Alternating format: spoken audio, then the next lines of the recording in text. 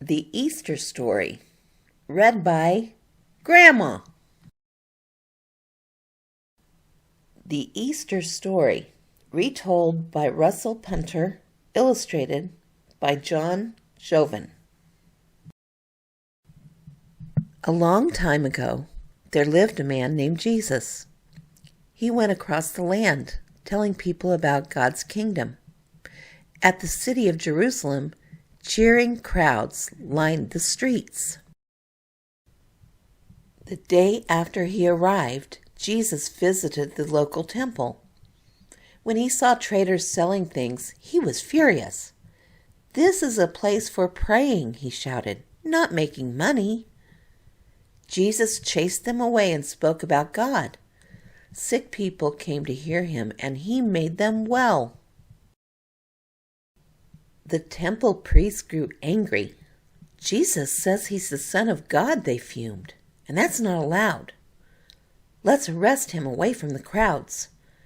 Judas, one of Jesus' friends, overheard them. "Pay me, and I'll tell you when Jesus is alone," he whispered. That night at supper, Jesus shocked his friends. "The man I give this bread to will betray me," he declared.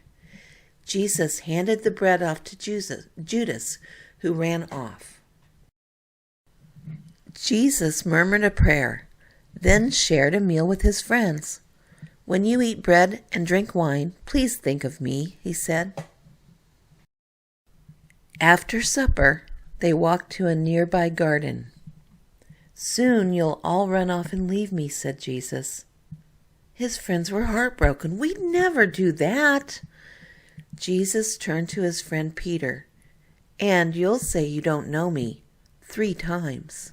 "Never!"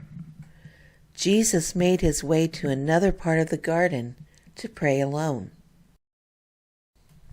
When he returned, his friends were fast asleep. "Couldn't you stay awake for me?" Suddenly, Judas was there with the temple guards.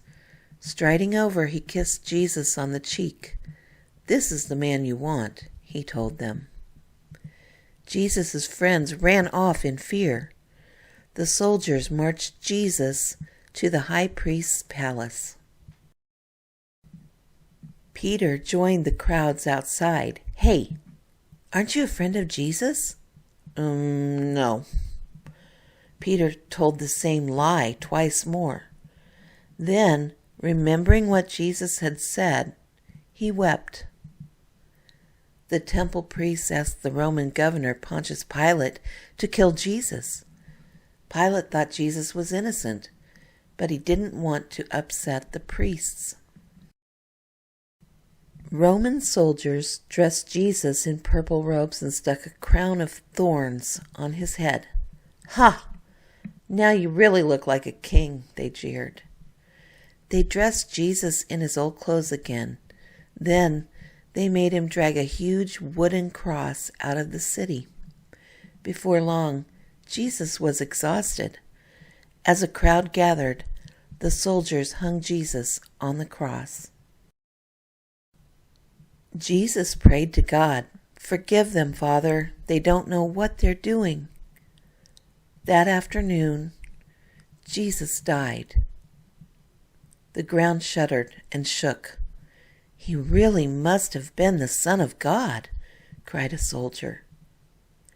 A man named Joseph wrapped Jesus' body in a linen cloth. Then he took the body to a garden with some friends, and they laid it gently inside a tomb. Puffing and panting, they heaved a heavy rock across the entrance. By now, it was late on Friday evening. On Sunday, 3 of Jesus' friends visited the tomb.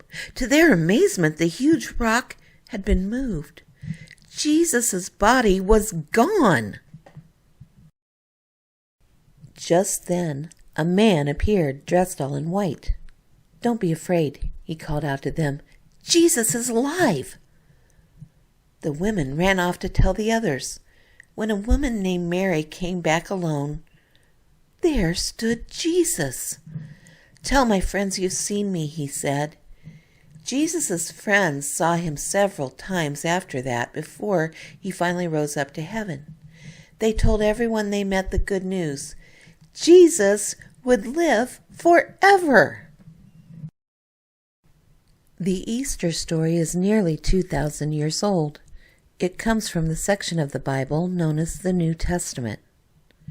Edited by Leslie Sims.